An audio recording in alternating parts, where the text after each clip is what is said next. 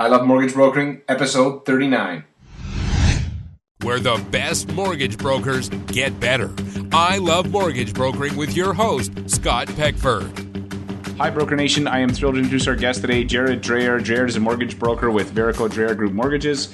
He's based out of Vancouver, been a broker for 22 years, and the Dreyer family is a lot like the Sutter family to the NHL. And I'm absolutely stoked for this interview today. Jared, are you ready to rock? I'm ready to go. Thanks very much for that intro. Awesome. And can you just tell us a little bit about yourself and your business? Absolutely. I mean, my business has been, as you mentioned, I got licensed in April of 1992, and from there I started out as just a straight independent broker until 2001 when I got my first assistant. And from there I started into the team concept, and it came along with some of the coaching I was getting from not only mentorship from my dad, but also from a coaching program that I got involved in, and it showed me how to grow my team. And from there we've grown out, and when Verico was started in 2005, we started out with just myself and one other person, and we've now grown out to having a team, head office team of 18 brokers, and we have 2 sub-branches, and we have locations from Vancouver, Surrey, Abbotsford, Chilliwack, and our whole total team is about 24, 26 brokers now. And so how did you guys get into the mortgage business? Because no one usually starts as a child and says, hey, when I grow up, I want to be a mortgage broker. So how did you guys enter that? Very easily. My dad had owned a mortgage brokerage company back in 1991, and he was heavily involved in real estate at the same time, and he encouraged me to get involved in it.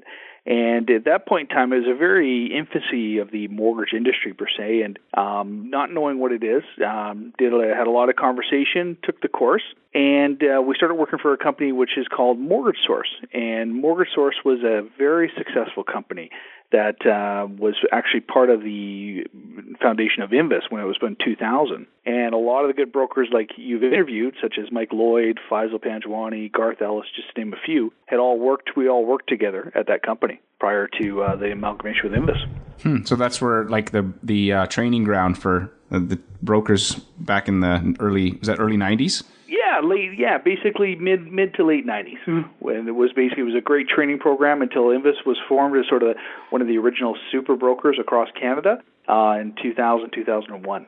And before we dive into your story, I always like to ask about a success quote because I love quotes. I love how they take an idea and they distill it down into something that's portable and memorable and you can use it again and again. So can you share a quote that has really impacted your life or business? Absolutely. It was given to me, and not to keep going on about my dad, but he's been a huge influence in my life, but he was given to me when I first started business, and I'm staring at it still right now, and it's one of those desktop rocks, and it says, attitude is everything. That's an awesome quote. And so how have you applied that to your business? Can you give me an example of a way that you've applied that particular quote to your business? I apply attitude every day, and I think it's basically in every part of your life, you have to apply attitude. And, because having a positive outlook on life is a choice, and that's my personal opinion. Too many of us can have opportunities and we all face challenges and trials and the old tribulations and everything that goes on, but it's how you choose to look at it and what you choose to do with what comes at you. And that comes straightly from your attitude. That's awesome. Dads are a great place for quotes. A quote from my dad that I have to share is, friends are better than money. That's what he always told me growing up. And probably because we didn't really have any money. And so I just modified his to be friends are better than money, but friends with money are best. And that's kind of my take on my dad's quote that he used to say all the time growing up. So that's an awesome quote, though. Attitude is really important in our business because it can be discouraging. Things don't always work the way you want. And it's definitely gotten harder. I'm sure you probably would agree that it's not as easy as it was a few years ago. No, it's been a constant, with all the rule changes, government intervention, right, wrongly or rightly on certain products and policies. It has made so that it's a tougher environment, and, clients have changed, the mortgage industry's changed.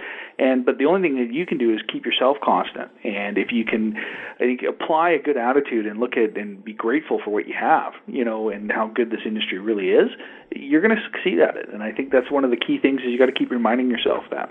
Mm-hmm. And actually something you mentioned earlier about coaching. So you got coaching from your dad, but how important was coaching to helping you sort of get your feet under you and get you where you are today?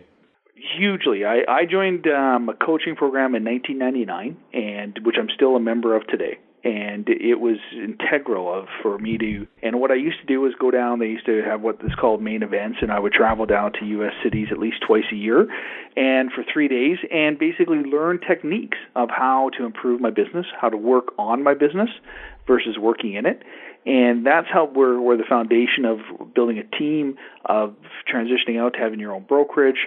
It all comes to a process. And I think what a lot of the people in our industry, I encourage basically brokers now, and if they haven't, is they need to do business plans and spend the time to put a business plan together and look at your business, even if you're a sole proprietor. Look at your business and how you want to see it in 5 years and work backwards.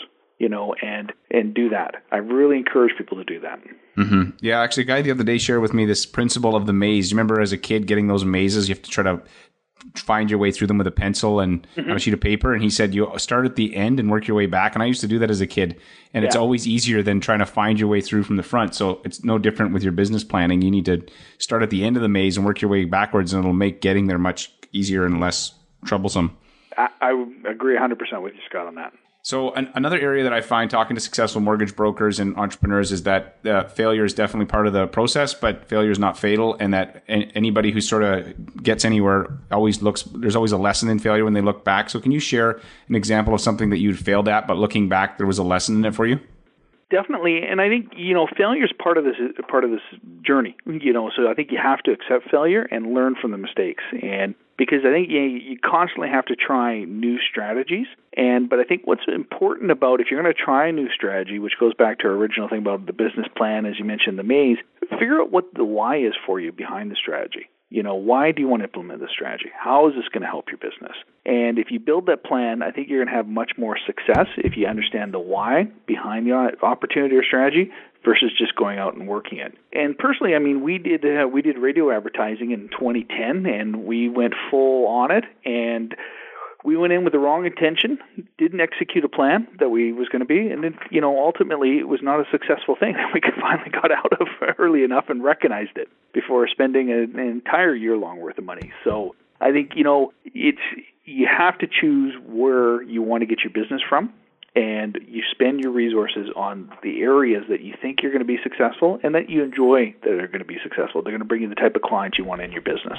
Right. So when you guys started this radio campaign, which I tried that in the past, I did radio for a year. And when at the end of the year, I did the math on the cost of the radio and the money from all the loans that I'd done. And literally I'd broken even. So I thought I'm basically working for the radio station. So with you guys, so then when you looked at the radio program and it wasn't working, where did you guys decide to switch your focus? Well, as soon as we did that, we switched our focus back into, we've always been very focused on clients and partners, right? And what we tried to do at that point in time, we switched over back into actually helping our local community. And we had to put a reel back instead of spending the money in, because we did a radio advertising actually with CKNW, so we were doing across the province, and it was big expense at the time. And we thought, you know what, we could allocate this funds, help our local businesses, and get more involved in the community, and it's going to create a better profile for us.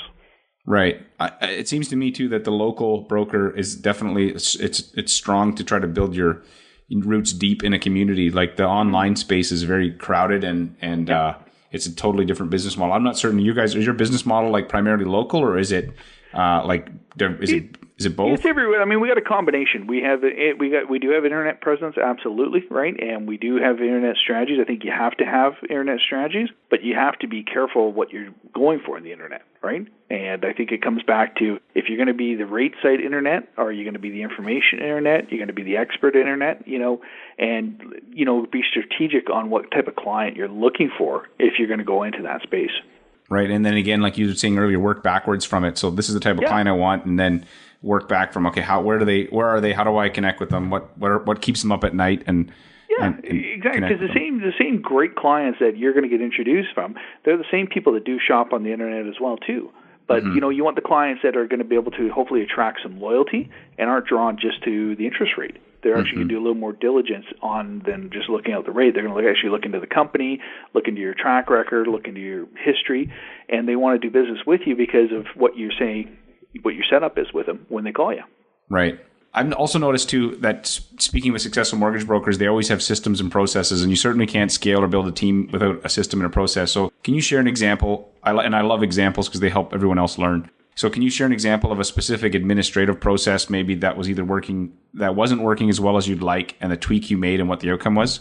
For sure. And, to me, I'm really about systems. And what we did is we have a detailed checklist that we created to have so every client that goes through, and we have their business defined into 3 different units, the before unit, during unit, and after unit for a transaction with our team. And we have these processes broken down so that basically this client gets the same experience no matter where they come from, no matter the size of the mortgage, how they're introduced. They get the same experience in the before unit, get the same experience in the during unit, and they get the same thing after the experience. Mm-hmm. And what we try and do is model similar to a Starbucks, is that when you go to Starbucks, no matter where it is in the world, it's going to be fairly consistent with the experience, with the cup of coffee, and the feeling when you walk inside of it.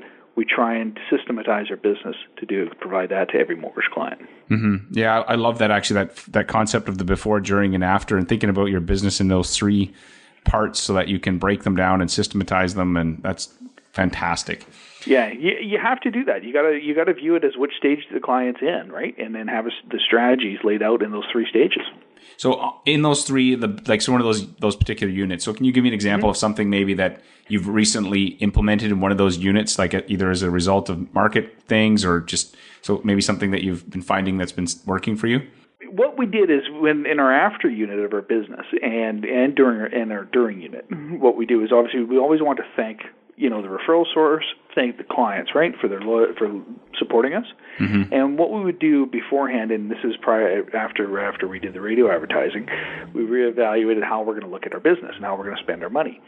And what we did is we were buying gift cards to chain restaurants, like let's use the Keg as an example, right? Mm-hmm. And so buying $100 Keg gift certificates, but the Keg doesn't refer me any business back. Right. So what we did, and same with Tim Hortons or Starbucks, great places, but they aren't going out of the way to introduce clients to you. So we went out to our community and we partnered with businesses that are in the community. And what we did is we approached like a men's clothing store, ladies' clothing store, car wash, local restaurants, kitchen stores, fitness training, interior design. And what we do is get letters from them or vouchers, and then we'd mail those out or email those out to our clients and our referral sources. So that way they can go to the local business and support that local business. And in turn, that local business now is becoming a raving fan of our company. Mm-hmm. That's so it's awesome. Kind of a win-win. You're helping the local business out, plus you're turning them into raving fans, which are going to introduce more clients to your business. Right. Versus, like you said, the Keg or the big brand, the big franchise that has no idea who you are, and there's you're not building a relationship. Ultimately, in that case, you're building a relationship with your client as well as the local business owner. So you're getting like double 2 for 1, if you will. Exactly. And and you're building your community reputation. Right. So it's all good. It's definitely, I've thought about that too, because I've been using Starbucks cards, and my wife actually recently said, why are you doing that? You should be picking like the local roastery that we go to every day that roasts their own coffee and they're locally owned. And I'm like, yeah, why am I doing that? So yeah, because they'll become advocates for you. Like that's the thing. And we all have these businesses, and there's a ton of them out there in every community, and they're the people that they come in, and if you're bringing them business, they're going to tell everybody who comes into your client, hey, mortgage, they're going to become referring you clients, mm-hmm. And no one in the big boxes, unfortunately, are going to start referring you clients. Right. You know what I'm going to do? I'm going to go to my wife and I'm going to say, hey, I got this awesome idea from Jared. And she's going to say to me, you do this all the time. I tell you something, you don't listen. Then a guy tells you, and then you listen. So anyways, I apologize, but no problem. That's great. Yeah.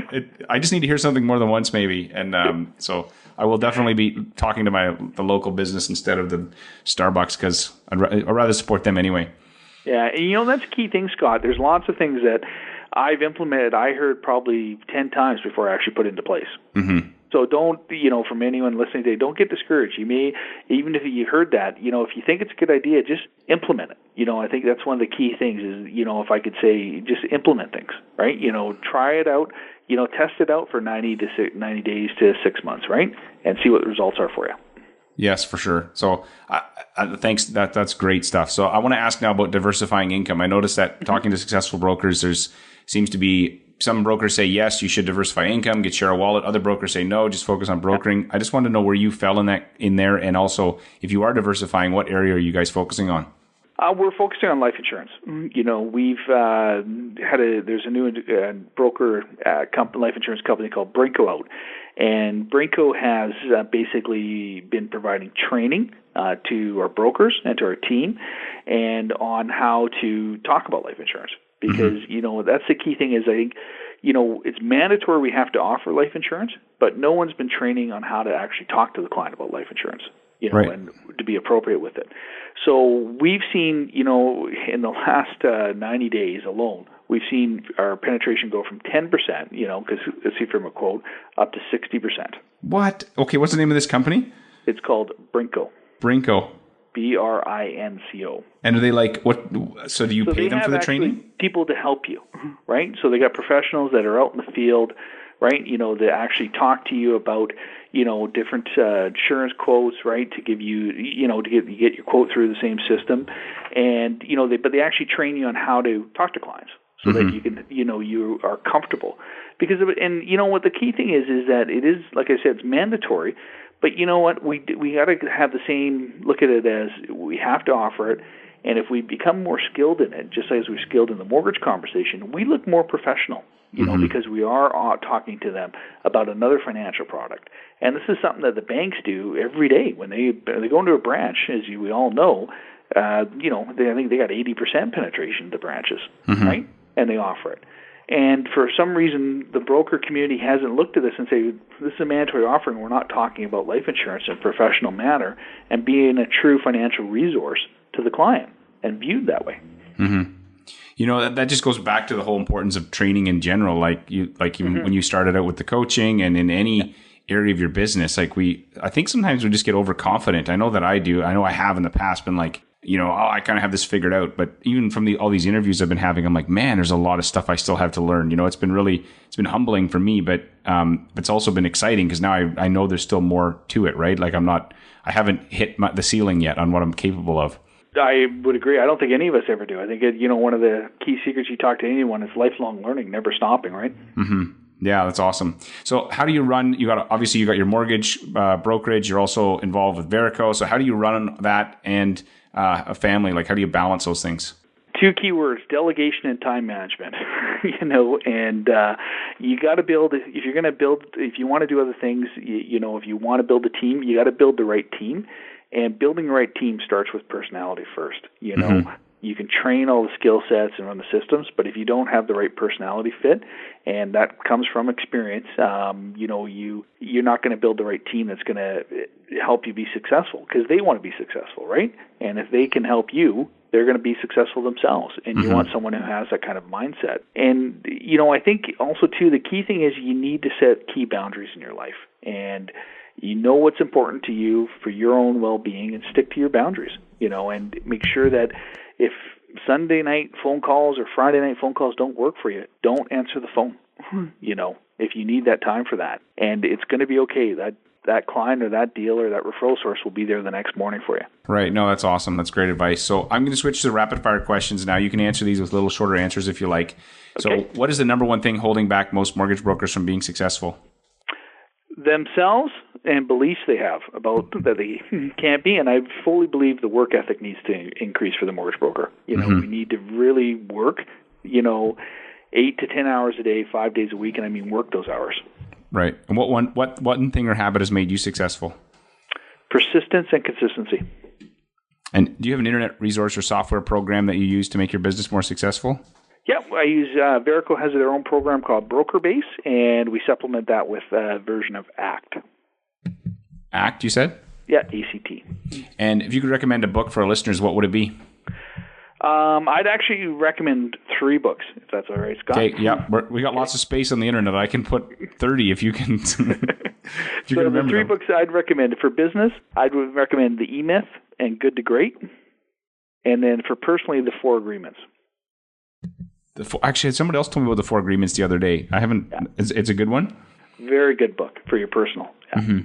And where do you think our industry's headed? Where's the opportunity? I think right now first of all, the industry's in great shape. I mean, I think the government has intervened on some of the rules. I'd like to see get back, like extended amortizations for CMHC insured mortgages. I think it's paramount that the government looks at that program for affordability. But I think the industry where the opportunity lies is in cross-selling. I really believe in cross-selling of insurance products and to become a professional resource to your clients. If you can get a deeper relationship with your client than just the mortgage product, it's less likely they're going to be wanting to just talk about interest rate with you. Right. That's awesome. And so here's one of my favorite questions. It's called the DeLorean question. Remember the movie Back to the Future? And in the movie Back to the Future, you could travel in time. And so if I could put you in the DeLorean and send you back 22 years and you could meet with your younger self and you could give yourself 3 pieces of advice to have a bigger, better business today, what would you tell yourself? Find the best database system and to stay consistent and top of mind with your clients first. Absolutely. You want to build your database from client one, and your CRM system. I'd also say read eMyth and Good to Great in your first 30 days of your business, and I would start cross-selling every single client from day one. So you'd say set up a database right away, stay in touch with your clients, read the eMyth and Good to Great, and then what was the third thing? Start cross-selling every single client from day one. Start cross-selling. Jared, I have totally enjoyed this interview. There's been awesome content in here, and I think anybody listening is going to be taking notes. So where can people find you online?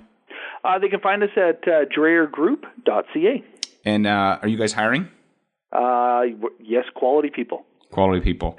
So if you're listening to this, you can find links to Jared and everything that we talked about at ilovemortgagebrokering.com. I have absolutely loved this interview, and Jared, I hope you crush the rest of your year. Thank you very much, Scott. Really appreciate it. Where the best mortgage brokers get better. I Love Mortgage Brokering with your host, Scott Peckford. Hey, Broker Nation, Scott Peckford here. Have you joined our VIP club for mortgage brokers yet? If not, you're missing out. We share exclusive content not available on the web or the show. We share scripts, step-by-step guides, and other insider tips to help you save time and make you more money. I can't tell you how many times after I turn off the recorder, a guest starts sharing some awesome advice or a script or a tip, and I take the best of this and share it with my VIPs. If you want to get on the list, visit ilovemortgagebrokering.com/VIP. That's ilovemortgagebrokering.com/VIP. Oh, and one other thing. Since this is exclusively for mortgage brokers, there is a skill testing question. Good luck, and I hope you continue to rock your mortgage biz.